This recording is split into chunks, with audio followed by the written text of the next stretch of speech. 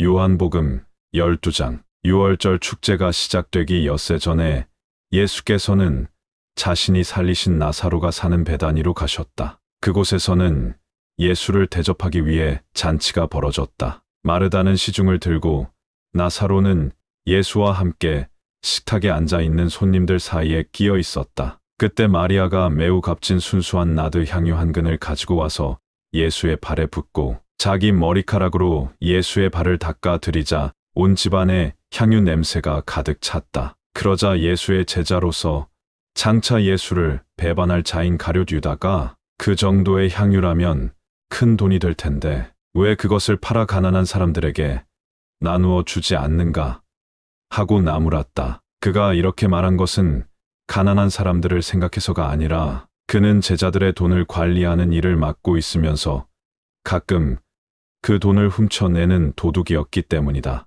예수께서 말씀하셨다. 그 여자가 하는 대로 가만두어라. 그 여자는 나의 장례를 미리 준비하는 것이다. 가난한 사람은 마음만 먹으면 언제라도 도울 수 있다. 그러나 나는 너희와 그렇게 오래 있지 못할 것이다. 예수께서 베다니에 오셨다는 말을 들은 예루살렘 사람들은 예수를 뵙고 또 죽었다가 다시 살아나게 된 나사로도 보려고 그곳으로 떼지어 몰려왔다. 그러자 대제사장들은 나사로까지 죽이기로 결정하였다. 나사로가 살아남으로써 많은 유대인들이 자기들을 멀리하고 예수를 따랐기 때문이다. 다음 날 예수께서 예루살렘으로 들어오신다는 소식이 온 성 안에 전해지자 6월절 축제에 왔던 수많은 군중들이 종려나무 가지를 들고 길가에 나와 예수를 맞으며 구세주여 이스라엘의 왕께 복이 있으라 하나님의 전권 대사여 만세 하고 외쳤다.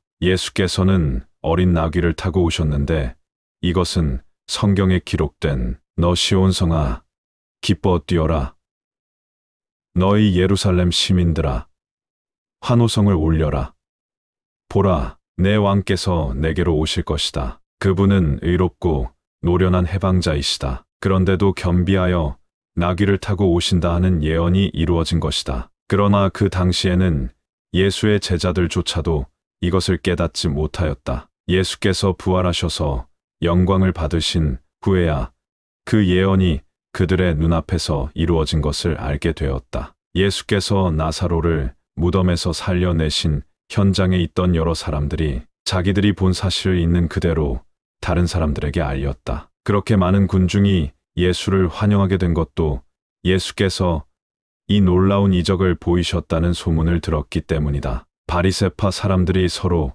볼멘 소리로 말하였다. 이제 우리는 다 틀렸소. 보시오. 온 세상이 다 그를 따라가고 있잖소. 6월절 축제에 예배드리러 예루살렘에 올라온 사람들 가운데는 헬라 사람들도 몇 명 있었다. 그들은 갈릴리 지방 벳세다에서 온 빌립에게 가서 선생님, 예수님을 뵙고 싶습니다 하고 간청하였다. 빌립은 안드레에게 이 일을 상의한 뒤 둘이 함께 예수께 가서 말씀을 드렸다. 그러자 예수께서 말씀하셨다. 인자가 영광을 받을 때가 왔다. 내가 진정으로 말한다. 밀알 하나가 땅에 떨어져 죽는 것과 같이 나는 죽어야 한다. 내가 죽지 않고 그대로 있으면 밀알 하나가 그대로 있는 것과 같다. 그러나 내가 죽으면 한 알에 죽은 밀알에서 많은 밀알이 맺히듯이 새 생명들을 풍성하게 거두게 될 것이다. 만일 너희가 이 세상에서 너희 목숨을 사랑한다면 너희는 그 목숨을 잃을 것이다. 그러나 만일 너희가 이 세상에서 너희 목숨을 아까워하지 않는다면 너희의 목숨이 영원한 생명으로 보존될 것이다. 만일 그들이 내 제자가 되기를 원한다면 와서 나를 따르라고 전하라. 내가 있는 곳에 함께 있어야 할 것이다. 누구든지 나를 따르는 사람은 내 아버지께서 높이실 것이다. 지금 내 마음은 깊은 번민에 쌓여 있다. 내가 무엇이라고 기도할까? 아버지, 내 앞에 놓여 있는 이 고난에서 나를 구하여 주소서라고 기도할까? 그러나 나는 지금 내 앞에 닥친 이 일 때문에 온 것이 아닌가? 아버지, 아버지의 이름을 영광스럽고 존귀하게 하옵소서. 그때 하늘에서 음성이 들려왔다. 내가 이미 영광스럽게 하였고 또다시 영광스럽게 하리라. 그 음성을 듣고 어떤 사람들은 천둥이 울렸다고 하는가 하면 또 어떤 사람들은 천사가 예수께 말한 것이라고도 하였다. 그때 예수께서 그들에게 말씀하셨다. 그 음성은 나를 위한 것이 아니라 너희를 위해서 들려왔다. 이제 세상이 심판받을 때가 왔으니 이 세상의 통치자가 쫓겨나게 되었다. 내가 십자가 위에 높이 들리게 될 때 나는 모든 사람을 내게로 이끌 것이다. 예수께서는 자신이 어떤 죽임을 당하게 될지 이미 아시고 이렇게 말씀하셨던 것이다. 군중이 물었다. 죽는다고요? 우리는 그리스도는 영원히 살며 결코 죽지 않는다고 들었습니다. 그런데 선생님은 어째서 인자가 높이 들려야 한다고 말씀하십니까?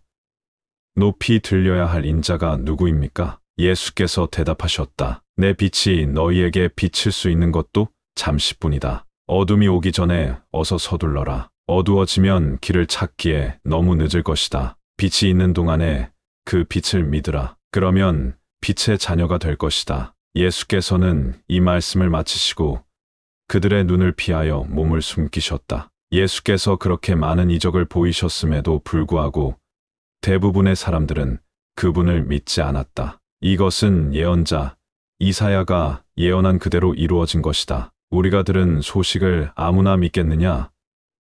여호와의 권능과 승리가 그토록 비천하고 멸시받는 사람에게서 나타난다는 것을 도대체 믿을 사람이 어디에 있겠는가? 또한 그들이 믿을 수 없었던 이유를 이사야는 이렇게 예언하였다. 이 백성의 마음을 둔하게 하여라. 귀를 막아 버려라. 눈을 아예 감겨 버려라. 그들이 눈으로 보거나 귀로 듣거나 마음으로 깨달아 예게로 돌아오지 못하게 하여라. 그들이 고침받는 일이 없게 하여라. 이사야는 주님의 영광을 보았고 주님을 가리켜 이러한 예언을 한 것이었다. 유대인 지도자들 중에도 예수를 믿는 사람이 많았지만 아무도 그것을 내색하지 못하였다. 바리새파 사람들이 그들을 회당에서 쫓아낼까봐 두려웠기 때문이다. 그들은 하나님의 영광보다는 인간의 영광을 더 원했던 것이다. 예수께서 군중들에게 큰 소리로 말씀하셨다. 나를 믿는 사람은 나를 믿는 것이 아니라